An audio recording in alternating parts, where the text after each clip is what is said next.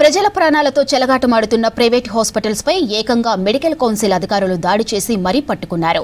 వారిపై కఠిన చర్యలు తీసుకోవాలని పోలీసులను ఆదేశించారు. కానీ చట్టం నుంచి నేరస్తులను తప్పించుకుందుకు కాకీలే కథ నడిపించారు.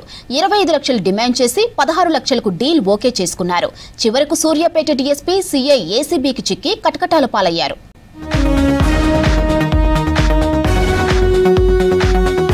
నేరస్తులను చట్టం ముందు నిలబెట్టాల్సిన పోలీసులే అడ్డదారులు తొక్కుతున్నారు.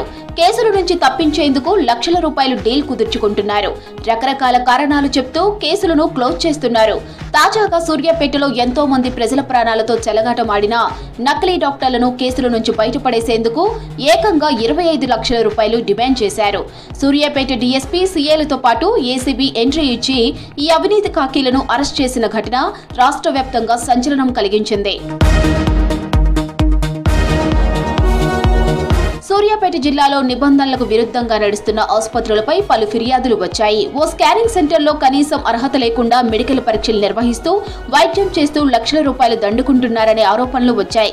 కొంతమంది బాధితులు ఏకంగా తెలంగాణ మెడికల్ కౌన్సిల్ అధికారులకు ఫిర్యాదు చేశారు.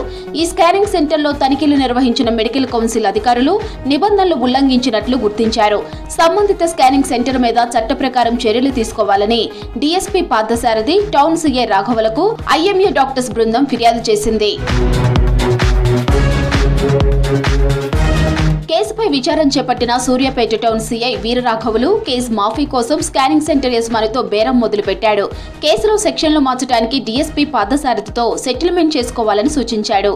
నిందితులను 25 లక్షల రూపాయలు ఇవ్వాలంటూ డీఎస్పీ డిమాండ్ చేశాడు. చివరికి 16 లక్షల రూపాయలు ఇచ్చేందుకు డీల్ ఓకే అయింది.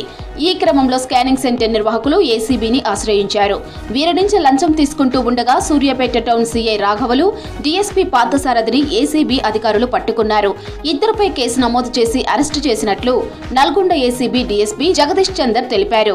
16 lakhs తొందర ఇవ్వమని చెప్పి ఆయన మీద ఫోన్లు చేసి ప్రెజర్ చేశారు. ఆ ప్రెజర్ తట్టుకోలేక మరియు వాళ్ళకు డబ్బులు ఇవ్వడం ఇష్టం లేకుండా ఏసీబీ వారిని ఆశ్రయించడం జరిగింది.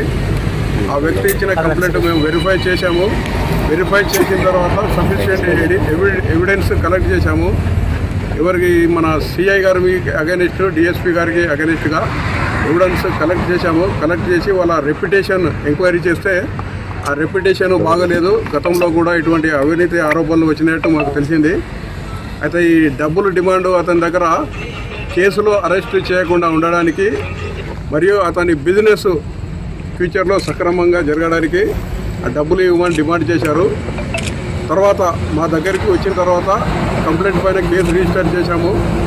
ఈరోజు ఈ ఈవినింగ్ డిఎస్పీ గారిని మరియు ఇన్స్పెక్టర్ గారిని ఈ ఆఫీస్లో ఇన్స్పెక్టర్ గారు వీరరాఘవులు, డిఎస్పీ గారు పార్థసారథి గారు ఇద్దరిని కస్టడీలోకి తీసుకొని ఆ కేసు ఫైల్ గురించి ఎంక్వైరీ చేసి వాళ్ళు ఆ డబ్బుల గురించి డిమాండ్ చేసినట్టు వాళ్ళకు ఎవిడెన్స్ చూపించాము. చూపించిన తర్వాత కస్టడీలోకి తీసుకొని వారి ఆఫీసులోను తర్వాత ఇళ్లలో కూడా సెర్చెస్ కొనసాగుతూ ఉంటాయి. సూర్యాపేటలో ఎలాంటి అనుమతులు లేకుండా, కనీస అర్హతలు లేకుండా రన్ చేస్తున్న ప్రైవేట్ ఆసుపత్రులపై చర్యలు తీసుకోవాలని ప్రజలు, ప్రజా సంఘాలు డిమాండ్ చేస్తున్నాయి. 20 రోజుల క్రితం సూర్యాపేటలోని ప్రైవేటు ఆసుపత్రులపై Telangana medical council, Suryapet IMA సంయుక్తంగా తనిఖీలు చేసి నిబంధనలకు విరుద్ధంగా రన్ చేస్తున్న వాటిపై చర్యలు తీసుకోవాలని జిల్లా వైద్య ఆరోగ్య శాఖ అధికారులకు సిఫార్సు చేశారు. జిల్లా కలెక్టర్కు జరిగిన ఉల్లంఘనలపై వివరాలు సమర్పించారు. అయినప్పటికీ ఇప్పటి వరకు సంబంధిత ఆసుపత్రులపై ఎలాంటి చర్యలు తీసుకోకపోవడానికి కారణం ఏంటని ప్రశ్నిస్తున్నారు ప్రజా సంఘాల నాయకులు. అవసరం లేకున్నా టెస్ట్ల పేరుతోటి దోపిడీ చేస్తున్నారు.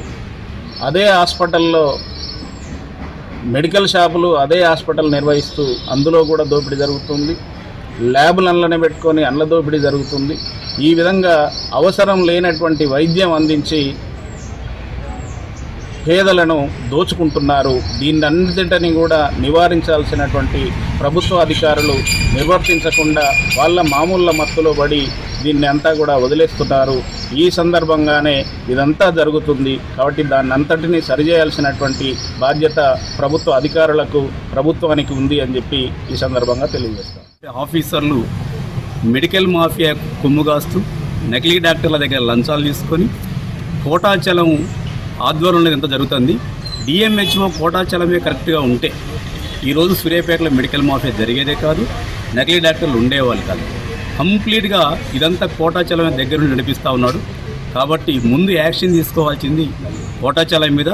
కోటాచలాన్ని కనుక టర్మినేట్ చేస్తే రాబోయే ఆఫీసర్ అయినా జాగ్రత్తగా ఉంటాడని చెప్పేసి నేను అనుకుంటున్నాను. ఈ హాస్పిటల్స్ అన్నిటికీ కూడా రెన్యువల్ చేసింది డిఎంహెచ్ఓ గారే. ఏ ధృవీకరణ పత్రాలు చూసి వాటిని రిజిస్టర్ చేసిండో డిఎంహెచ్ఓ గారు తెలంగాణ పౌర సమాజానికి, సూర్యాపేట పౌర సమాజానికి స్పష్టం చేయాల్సిన అవసరం ఉంది.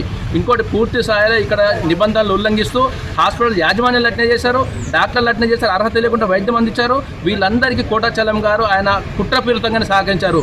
మేము కొత్త చట్టాలు అవసరం లేదు.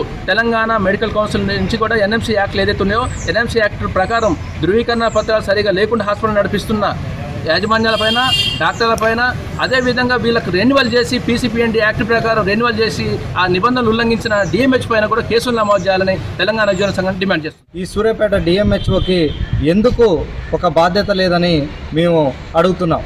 అదేవిధంగా ఇక్కడ మనం చూస్తే ఒక ఎంబీబీఎస్ చేసినటువంటి డాక్టరు ఎండి అని బోర్డు పెట్టుకొని ఇక్కడ డాక్టర్గా చలామణి అవుతున్నాడు.